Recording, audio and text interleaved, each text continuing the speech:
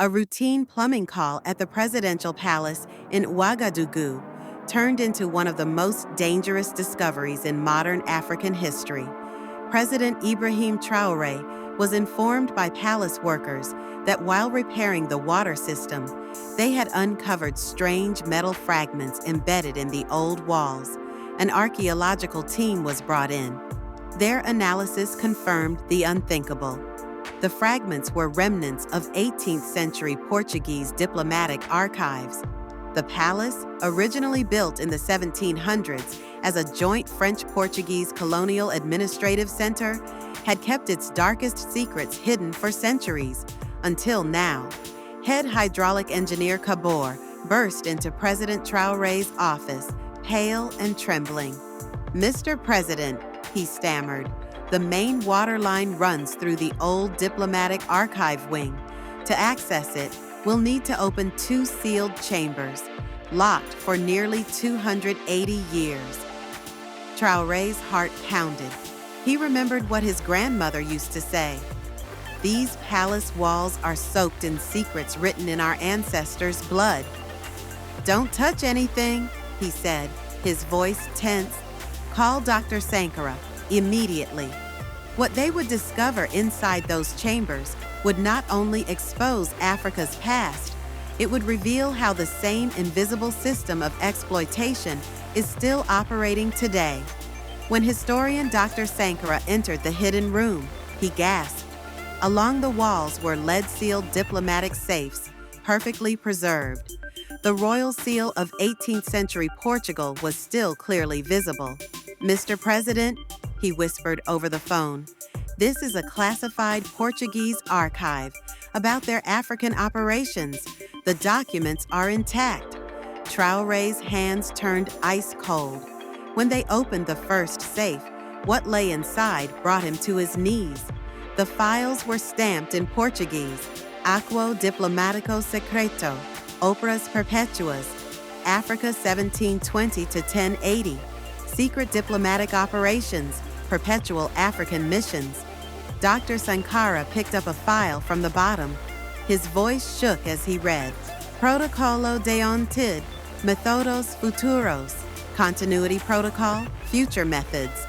No one in the room could have guessed that these historical documents held the key to understanding the present.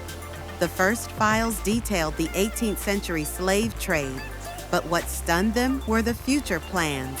A long-term strategy to continue control after slavery became illegal. "Look at this," Dr. Sankara said, showing Traoré a fragile piece of paper. "Quando escravidão terminar, métodos devem evoluir." When slavery ends, the methods must evolve. The documents laid out a chilling roadmap: debt traps, educational sabotage, elimination of independent African leaders, economic dependency. "This is a master plan," Traoré muttered, breaking into a cold sweat. Slavery hasn't ended, it's just gone invisible. But the most terrifying part was yet to come. Inside the archive were modern coordinates, addresses, and encrypted map data, pointing to current Portuguese operation centers. "Dr. Sankara," Traoré asked, "are any of these addresses still active?"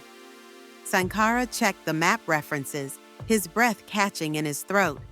"Mr. President, one of the locations is the Portuguese Cultural Center downtown." "What?" Traoré said in disbelief. "The documents say it's the same building, operating without interruption since 1780. They warned that moving locations would be a security risk." That night, Traoré authorized a covert intelligence raid on the cultural center. What the agents found confirmed everything. Inside the basement were state-of-the-art surveillance systems, files on African leaders, and real-time monitoring operations. The most shocking file: Ibrahim Traoré, Burkina Faso, active surveillance, 18 months. Threat level, critical. "They've been watching me for 18 months, Traoré whispered, his hands trembling. Everything made sense now. The continuity protocol had never stopped. Same system, same building, only the tools had evolved. How many other leaders are in these files? He asked. Dr. Sankara replied grimly, so far, 23 African heads of state, all under active surveillance. Then came the neutralization methods file. It listed modern assassination techniques, heart attack simulation, engineered car crashes, helicopter failures, food poisoning. This is how African leaders keep dying accidentally, Traoré said. The same system for 280 years. On the final page was a chilling note. Traoré, high priority, methods prepared, awaiting optimal timing. They've already designed the method, he said, voice hollow. They're just waiting for the right moment. But Traoré refused to die in silence. Copy everything, he ordered. Every document, every file. Then he made the boldest move of his life, an African Union emergency summit in 24 hours. They're watching all of us, he told Dr. Sankara. What if they eliminate you? Sankara asked. At least I'll warn the others before I go. 12 hours later, African leaders met under high security. When shown the documents, Zrenia Shok Razbilis pa komnati. Mali's president, near tears. They've prepared elimination plans for me. Niger's leader, trembling. I've been monitored for 2 years. Chad's president, enraged. Same system. Only the technology changed. The consequences were swift and historic. Emergency protection for all African heads of state.